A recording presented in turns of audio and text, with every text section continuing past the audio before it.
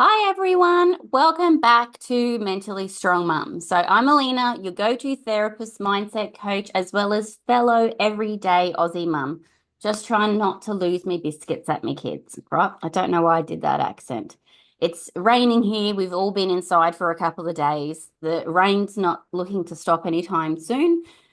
So sometimes I go a little cuckoo, all right? And I think this episode's I'm going to be a little bit extra. And so we're also going to be talking about one of my favorite subjects, which is intimacy and connection relationships. Not so much into sex, we can do a whole another sex one later on, but it's about the connection and the basics and getting couples to be able to get back on the same page, understand the differences in biology. And when I talk about this, a lot of my couples that I work with, especially if they are not same sex, if you married or have chosen the opposite gender, understanding that the opposite gender has wired differently, thinks differently, and in terms of evolution is different as well. So we need to be able to do things to be able to get on the same page so that we both feel safe, we both feel connected, we're both happy with the intimacy,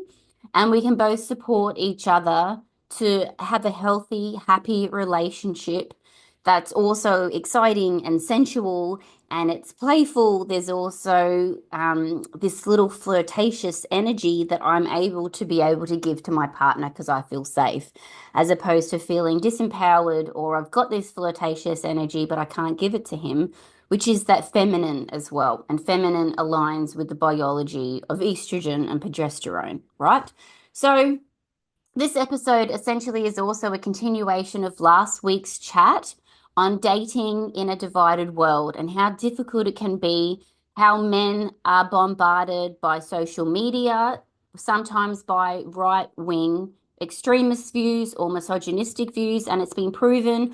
I think they've worked it out to be 23 minutes if the algorithm figures out you're a man that it will within 20 at 23 minutes it will then push this kind of Andrew Tate misogynistic right wing either political, and it's very interesting especially for our young men and sometimes for our husbands, and then it can cause that paranoia, the divide, and then, well, why aren't you serving me? And you're like, well, we're a partnership. Why can't we work together as a team? No one's better than each other.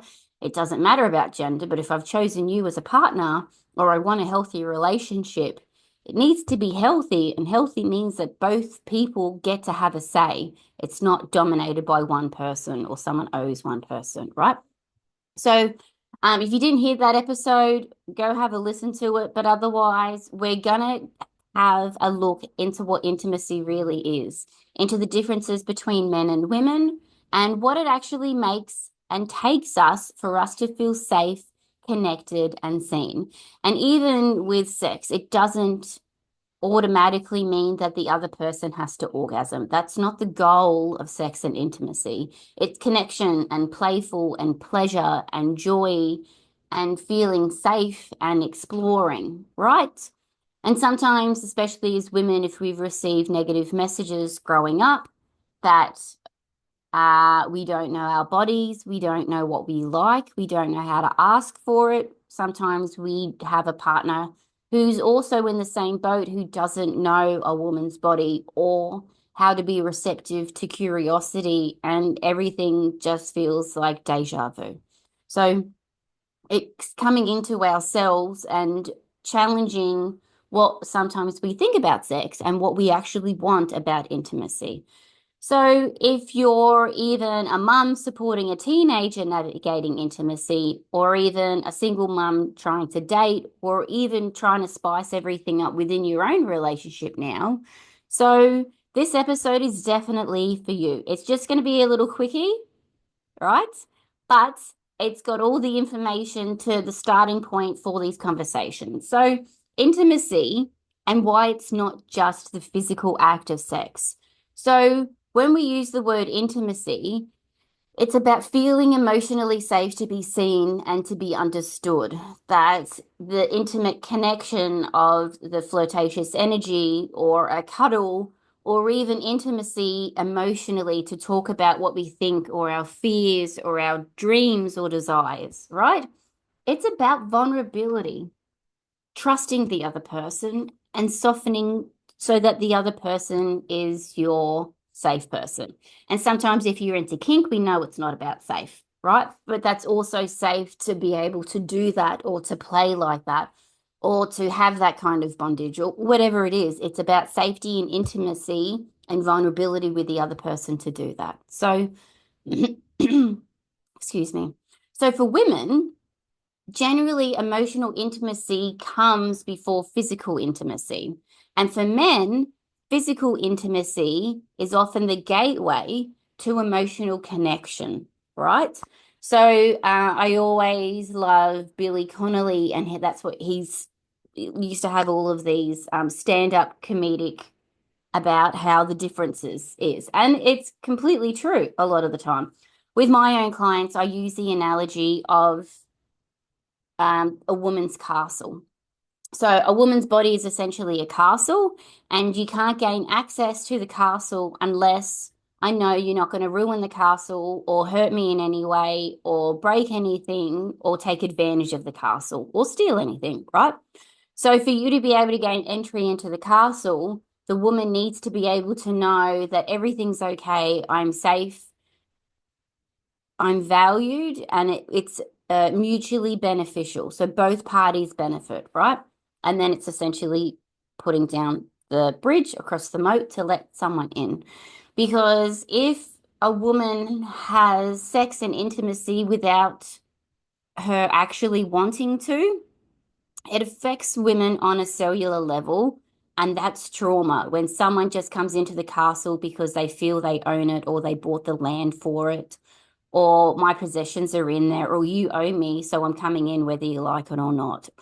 Sometimes it's almost like, well, I feel obliged, I feel guilty. If I don't let him into the castle, then there's going to be some kind of consequence, whether that be real or whether it be perceived. And the consequence can be like they're going to be passive aggressive, or they're going to be emotionally distant, or they're going to be completely avoidant, or right?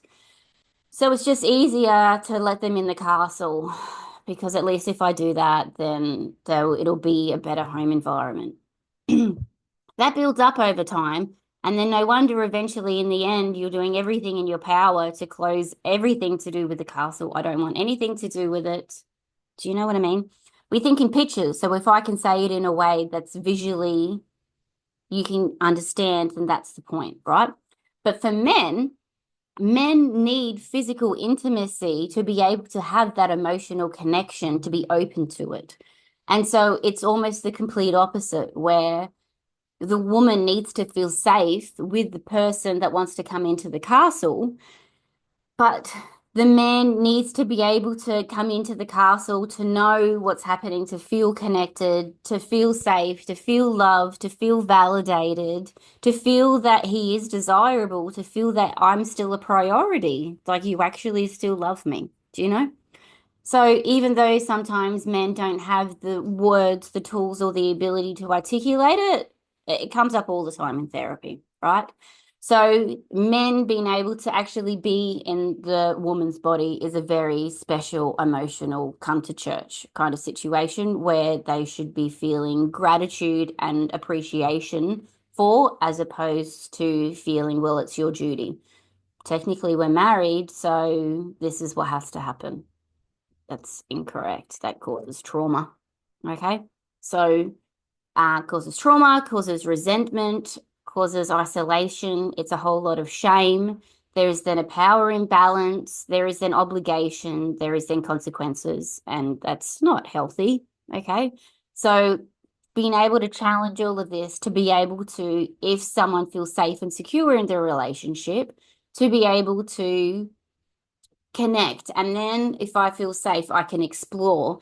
And then if I feel safe, I can then initiate, right? So this is what it all comes about, right? So if we can understand the science about evolutionary psychology and biology, right?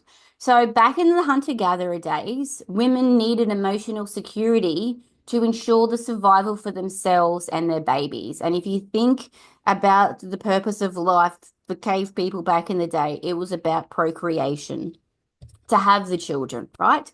So a lot of our nervous system evolves to prioritize connection, safety, and emotional attunement. Emotional attunement. So you're tuning into the other person and what's going on.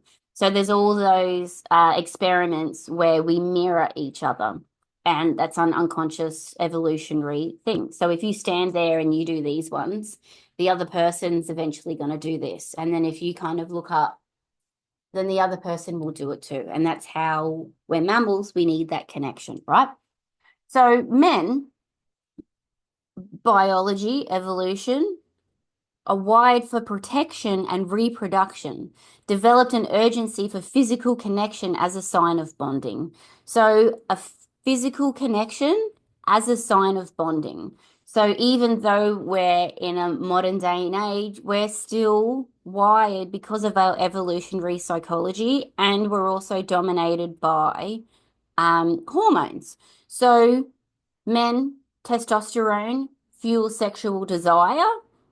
And so sometimes, even if I have a session with a man and he's having experiencing symptoms of depression and low libido, he can't get up in the morning. One of the first things I'll get him to do is maybe go take a blood test and have a look at the levels of testosterone in your body. And more often than not, they have low testosterone, and that's associated with all of that kind of stuff, right? Same with women, understanding, but we are dominated by estrogen and progesterone, and how the testosterone in our body as well, feeling safe and secure to increase our libido, increase our safety. But even if your libido is like off tap, if you still don't feel safe with the other person, do you know, unless it's like a BDSM kind of whatever. Each to their own. Obviously, I don't judge. I'm curious. I love all of it, and I love talking about it and hearing people's stories and what they go through, right? So also oxytocin. Oxytocin is the love hormone, the bonding hormone. So this floods a woman's system after trust and connection. So when I feel like you understand me and I trust you and there's a connection, a woman's system biology will be flooded with oxytocin, and then that will want to be able to be open for bonding and intimacy and connection, right? So if a woman doesn't feel emotionally safe, her body, not her conscious mind, her body will literally won't let her relax enough to be present or want or enjoy physical intimacy. Okay.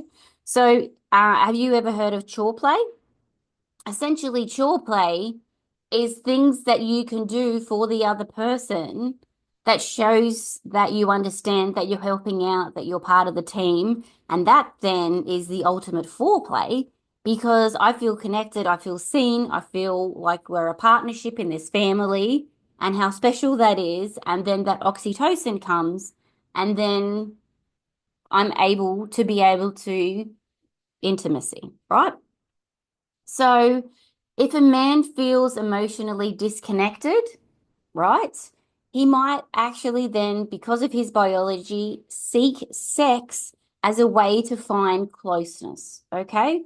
Sometimes that can often backfire if emotional needs aren't being met first. And sometimes if a man does this, but he's doing it because of his biology, he doesn't understand what his needs are. So if he's seeking sex, and then demanding it and asking for it, but he doesn't understand why he's really looking for it. If he could figure that out and then articulate, listen, I want to find closeness with you. I feel disconnected lately, and that's the way. I don't want to talk about stuff. I don't have the ability to do that. I want to do it physically. All right. And that's the difference, to be able to have these conversations, be more self-aware, look at things objectively from the bigger perspective to see what's actually happening in our relationships and what are our cycles. Do we feel safe to explore all of this and talk about all of this? Okay. So, what women need to feel safe. So, most women just don't want their backs rubbed for 30 seconds and then they expected to flip the switch to be able, all right, no, right? Especially a mum with our mental load, everything that we're carrying, all of our decision fatigue. Sometimes we're feeling that tit for tat. I'm doing all of this and you're not doing anything. And then she's dysregulated and she can't sit down, she can't relax, she can't do everything, right?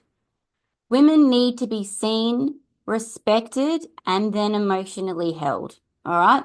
So for a lot of people hearing that, you're like, man, that's a lot of work, but it's not really. We're in a partnership. When you have a bad day, when a lot's happening for you, I want to be able to be there for you to say, did you have a good day? Well, what happened? Talk to me about it. Is there anything I could do to support you? It's reciprocal. We're in a partnership. It's a yin and yang. We both have our strengths and we both have our weaknesses. But understanding if your partner is female, females need to be seen, respected, and emotionally held. Right? So, emotional safety looks like who checks in and genuinely listens, being met with curiosity as opposed to criticism and shut down. Well, you shouldn't have done that. You should know better not to, right? Feeling like my needs matter. I just need a bit of help with the housework. Well, I work too, so I'm not, but I just, right? Not being pressured. One of these common things that we hear is, well, if you're not going to give it to me, I can't get it from anyone else. So, sup? Okay. All right. No, no, right? Also, the ability to say, not today, or I am not emotionally available without feeling fear or guilt of a negative consequence or a negative punishment, whether it be real or perceived. They're going to be huffy. They're going to make me feel bad. They're going to sulk, right? They're going to rebel, whatever that is, right? Or that often being told that I'm too emotional or I'm withholding, or I'm using it as a weapon, whatever that is, right? Women shouldn't be using it as a weapon either to manipulate. I'm talking about a really healthy, mutually beneficial relationship from both ends. Okay. So from both ends, the masculine and feminine, male and female, both need to feel safe, both need to be on the same page, and no one's taking advantage of the other person. Doesn't matter the gender, right? So if someone can't be kind and emotionally safe, then why would you want to give them the most vulnerable physical self? Why would you let them in the kingdom? Why would you let them in the castle? They'll ruin everything, right? So sometimes we need to understand as well, women, what we're doing to sometimes potentially put up barriers for our men. So, what our men need, we've just spoken about what our women need. What do men need, and sometimes what they're missing, right? So, let's talk about the blokes. So, many men do want that connection, but if they've been raised in a culture, then it doesn't give them the tools to be able to give them what they need or articulate it, right? So a lot of the time, sometimes if they're just craving sex, it might not just be the sex, it might just be the emotional connection from the other person. And so that's really difficult as well. And especially if monkey see, monkey do, if they're repeating patterns and cycles from other men around them, that's their normalized and how then they're repeating those cycles as well. So, especially if you think about men and society, and if you're of a certain age, then your man's of a certain age, which means that when they were raised, it was a different generation. Don't be weak, just be the provider.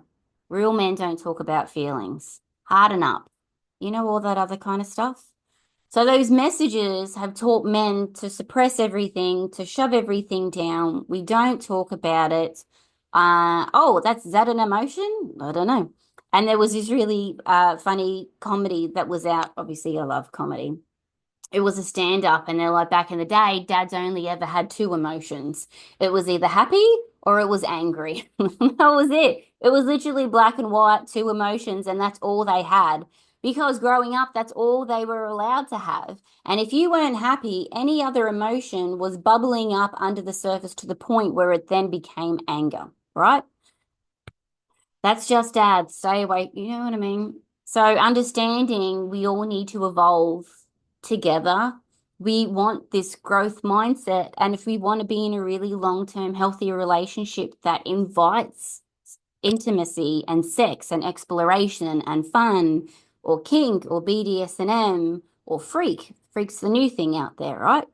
Understanding things like edging. Can we play with that? Maybe a traffic light game, all of this other kind of stuff. So we want to be able to feel safe with all genders and understand with empathy and curiosity from the other person what's going on for them as well. So understanding about men sometimes that they land in relationships wondering why she doesn't just want intimacy, but they're missing the foundation that emotional safety for her is physical openness, right? Essentially, if you're nice to her all day, she's going to be nice to you, right? And how can we almost heal everything that's happened to us so we can be in a place so the person so what's that saying? You hurt the person closest to you? We're not doing that anymore because if you are having a hard time, but you're nice to everyone else, but you're hurting the closest person to you because you're lashing out to them, that's not cool. You should be protecting each other because you're the closest people to each other, and then you can hurt everyone else, but you protect your family and you protect your peace and you protect your relationship at all costs. Okay? So, especially understanding for men, if they're not familiar with this or how to be able to normalize this, there's a couple of different men's voices out there who's helping to normalize and explore that. And especially if men aren't generally volunteering for therapy, how can they do this in the background? And to then overcompensate from the social media stuff we talked about last week, right? There's a guy called the Naked Professor, Ben Bidwell. He speaks to men about vulnerability and emotional growth. There's also a man called Brian Reeves. So he's a former US Air Force captain turned into a relationship coaches focusing on deep conscious connections, right?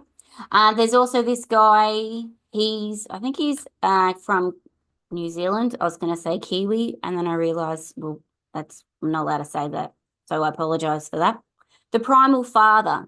So he has wisdom on masculinity, intimacy, and leading with presence instead of control. And if you have a look at his Instagram page, it's very interesting as well because even though he can be really masculine, he understands, according to your biology, how to make it feel safe for your partner, right? And then how we can normalize all of this so that men can have their voices and women can have theirs. Okay. So for the women who don't feel seen, if you're with someone who constantly makes you feel like you're the problem for needing connection or you're too emotional or you're too much, oh, one, I wonder why they're with a woman in the first place, right? Because this is normal for us. But for women, you are not broken. You are not asking for too much. You are asking for what every human being deserves, and that's kindness, being present, and that emotional connection. So therefore, you can then be vulnerable.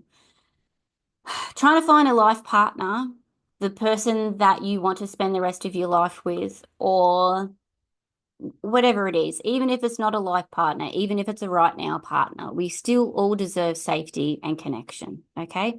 So if this is for you or a friend, obviously you can talk to your teenage kids about intimacy beyond sex and what this actually looks like. Using language like emotional safety and respect, this also comes down to boundaries, right? If you're dating again, don't ignore the red flags just to avoid being alone. And also understanding to prioritize connection with yourself first. Okay. So my course is going to be coming out soon. It's called Mentally Strong Mums. There's a wait list to let you know when it comes out, and there's a whole section on relationships. Because it's mentally strong mums, it's for mums on how to connect and how to move forward.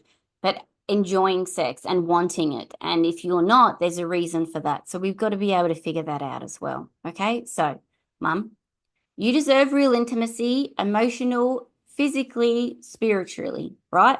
We are humans. Humans are built for pleasure. And if you're not having pleasure, and pleasure is not just sex and who orgasms, it's playful, it's silly, it's the connection, it's all the stuff wrapped up in a bow, okay?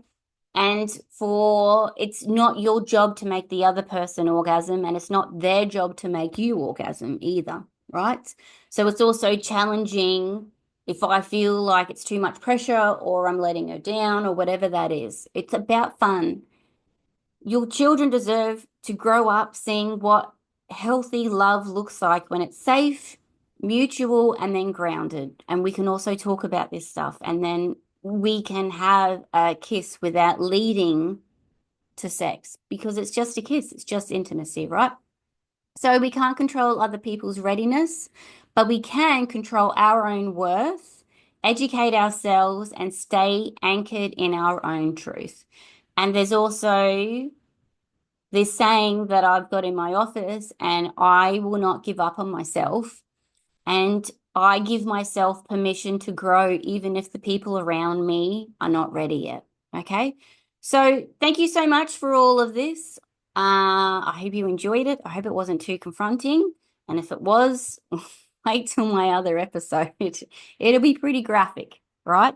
And especially with all of my mentally strong mums. And out soon, I'll let you know I'm having a sex and intimacy book and games we can play and what the other person needs.